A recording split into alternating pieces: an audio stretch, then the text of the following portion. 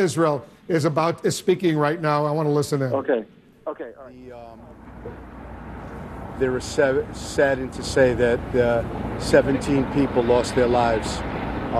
12 people within the building, 2 people just outside the building, 1 person out on Pine Island Road, and 2 people lost their lives in the hospital.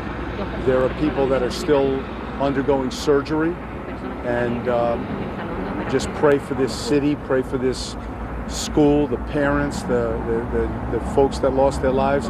It's a horrific, horrific day. As I said before, my triplets graduated from Stoneman Douglas High School, and it's just horrible, absolutely horrible. And we will, we continually ask you in the media to continually put out the message. If you see something, say something. If anybody has any indicator that someone's going through a behavioral change, or on their social media that there are disturbing photos, perhaps bombs or firearms, or just, videos or pictures that are just not right, that there's something, please make sure law enforcement knows about it. We're already, you can follow us on Twitter. We're going to put out numbers where people can possibly call and what have you. So, Sheriff Phil Keating, Fox News.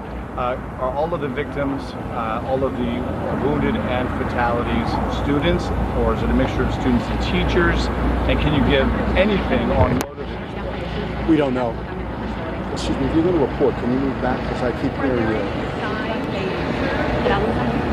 Can you go back there and do that, though? It's very distracting. Could you get back to whether they're students, teachers, a mixture of both? It's a mixture.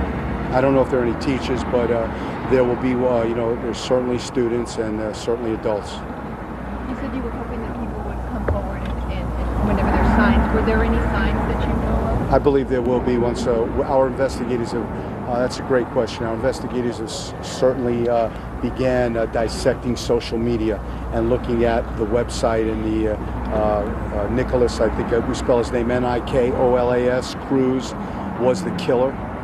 He is in custody, and we've already began to dissect his websites and the things that social media that he was on, and some of the things that have come to mind are very, very disturbing. Does he have wounds, injuries? About him. What can you tell us about him? We understand he may be a former student. He's 19 years old. He was born in 1998 in September. He was a former student of Douglas High School. He got expelled for disciplinary reasons. I don't know the specifics. I think he might have surfaced at Taravella High School. We're still trying to confirm that. And this morning when he woke up, whether he was a student or not, I don't know. Can you speak to the number of weapons either had, and whether or not we heard that a fire alarm was pulled off? Was that in anticipation of the shooting taking place? I don't know anything about the firearm at this point. He had countless magazines, multiple magazines, and at this point we believe he had one AR-15 rifle. I don't know if he had a second weapon right now. Can you speak to the fire alarm that was pulled? I know nothing about it. Did he say anything when he was apprehended and he was taken to Broward Health North? What are his injuries and how did he get them? Yeah, I think he's left Broward General North. I don't think his injuries were anything significant. I believe he's en route or has arrived at the public safety building. The investigation will continue. I will keep Broward County informed. Anything that we uncover, anything that's important to impart to the media, we will. I know it's going to be a long night for all of us, but on behalf of my family and BSO family, just continue, please, to pray for these victims and these families. And we'll give you a briefing the next time there's something happens. Do you have a quick timeline from when the first shot was fired and the first law enforcement showed up? No. Can you go over the number of fatalities and the victims again? Please. We have 17 confirmed victims. 12 victims were within the building. Two victims are outside, just outside the building. One victim is on the street at the corner of Pine Island, and 2 folks, people lost their lives at the hospital. Do you think this kid woke up this morning and is hell-bent on causing massive destruction at a school? I have no idea. So, Sheriff, do you believe the shooting started outside and went inside, or did he go from the inside of the school? Is there any idea? Started outside and went inside. Thank you. Just to confirm, those were 17 fatalities. 17 fatalities. What about injuries? How many other injuries? Well, Beyond that. at one point, I reported that there were 14 folks, 14 of our people that went to the hospital to succumb to their wounds. I don't know if that, if more people were wounded, or if we're just finding out that more people went to the hospital. Perhaps they weren't transported by us. Perhaps their own families or friends transported them. But we will keep you updated. Have all of the families been notified at this point?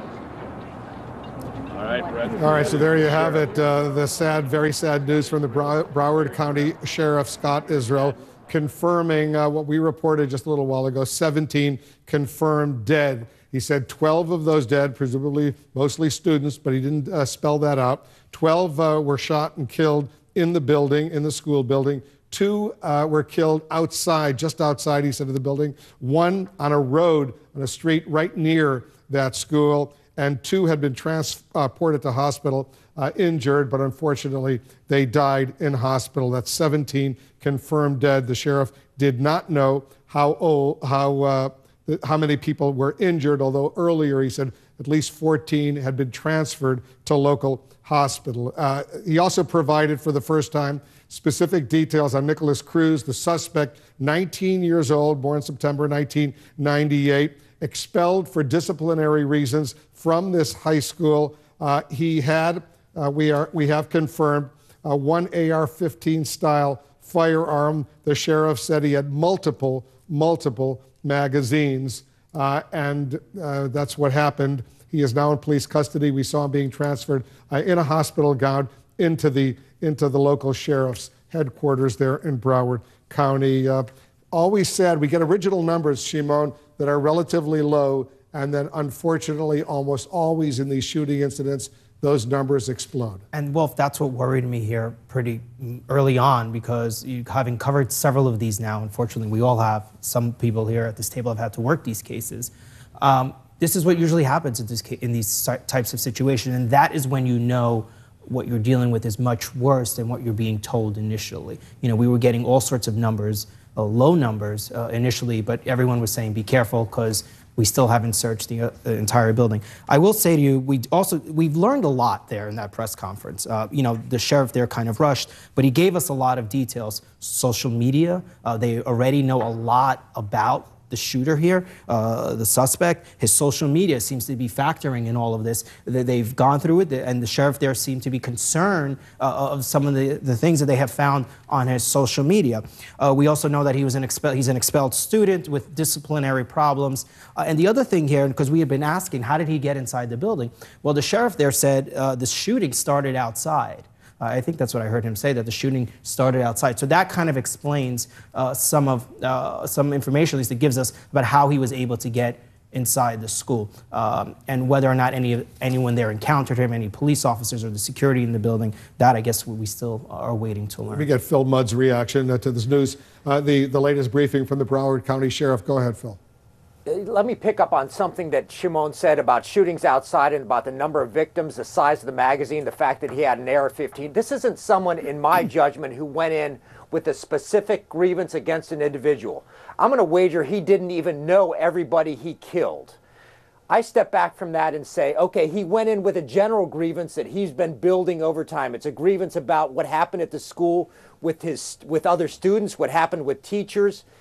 If he went in with that kind of general grievance that he was working on over time, he's going to have left a trail. That trail is things he said on Facebook, that places that he followed on the internet, people he spoke with. When you're killing that number of people, some of whom you don't even know, that's got to be a grievance that's built up over time. And again, that tells me that he's left a trail that explains why he had such a grievance that led him to kill people that he wasn't even familiar with. Josh, the social media aspect that the sheriff just discussed, that's going to help authorities build a case and learn from this, how this exploded the way it did. It is, and you always hope that the subject is going to be cooperative, that you're going to be able to elicit information that will help you determine the motivation, who else may have been involved, and all the details that you want in building a case. Absent that, it is a potential gold mine to have the social media accounts, Facebook. I imagine with him in custody and now the evidence that they're building, it won't be that difficult to then serve legal process on those providers in order to gather the information that may help explain why he did what he did. Will they be able, Tom, to go through all of his social media and learn from that? Well, they'll be able to learn what he put on that, not necessarily that that's true or what he was really thinking. But, if he made postings on there that I hate school, the problem you see, when you hear if you see something, say something, how many 18-year-olds post, I hate school, I hate my history teacher? It doesn't mean they're all going to go out and start, killing them. If I could go back to one other point about the discrepancy in how many people are dead in this situation, part of the reason that you have that low number for so long is that when the police go in to search the building and rescue people, if people are just clearly dead, they bring in the medical examiner, pronounce them dead in the school, and let them stay on the floor now pending the crime scene investigation. The Sandy Hook investigation, some of those students were on the floor for 24 hours. The Colorado theater shooting, many of those victims were on the theater floor for 18 hours. So this is typical of if you clearly have a deceased person, that they may just let that person stay. And therefore, the count is how many went to the hospital, how many stretchers came out of the building, 14, 15, 17, but it doesn't tell you anything about who's still in that building that's already pronounced dead. And Josh, if he had multiple magazines, each magazine maybe 30 rounds, this could have been even a whole lot worse. Wolf, you read my mind, and I was listening to my good friend Phil Mudd here talk about, he may not have known the people that he was going after. One thing that I thought as he was describing that is, what made him leave? We saw from the footage of him, the high-risk search and him being put inside the back of the police vehicle, which appears to be a distance away from the school. That's one question that I would like to have answered. And, maybe on CCTV and witness statements, we can gather that. What made him leave? Was he out of ammunition, or was there some other factor at play there that caused him to flee? And also, in some of these situations, sometimes the weapon jams. We don't know what his knowledge is of this weapon. How many times have we heard of these kinds of shootings where the sus shooter's weapon jams? So there could be, that's what could have happened here. These numbers that the sheriff gave, 12 people in the building were shot, 2 outside, the number of dead, 2 outside, 1 on the street, and then 2 in the hospital. I mean, it's going to be interesting to see and to find out, was this contained to one area, or did he go around the school firing weapons? It would seem by these numbers that it's probably contained to one area. But this number just keeps growing. And look, we have no indication that it's going to stay at 17, right? There are still people in surgery, and we don't know what else they're finding in the building. No, you're right, Shimon, and I just want to add, obviously, I don't want to speculate, we'll learn details as they come out, but something you said earlier about this idea of the fire alarm, which we want to learn more about that as well. There was a case back in 1998 in Arkansas, and I'm not going to mention the name of the subjects because that's not important. We don't want to bring them back, any more publicity than they had, but it was similar to that, where they used a fire alarm to then get people to exit, so then they would have that fatal funnel that allowed the subjects to open fire.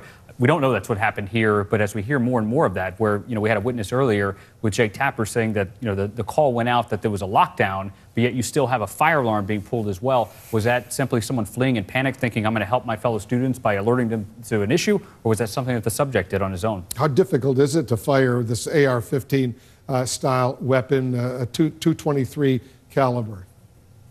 That's it. That's it. You don't need much training for this. You load the magazine, you cock it so that it chambers around, and then after each round, the next round automatically comes up. It's as fast as you could pull the trigger. And with a 20-inch barrel, you have a little better aim of it than just a pistol that might be, the so-called spray and pray that some shooters do. So in this case, it's an extremely lethal weapon with an extremely lethal caliber bullet.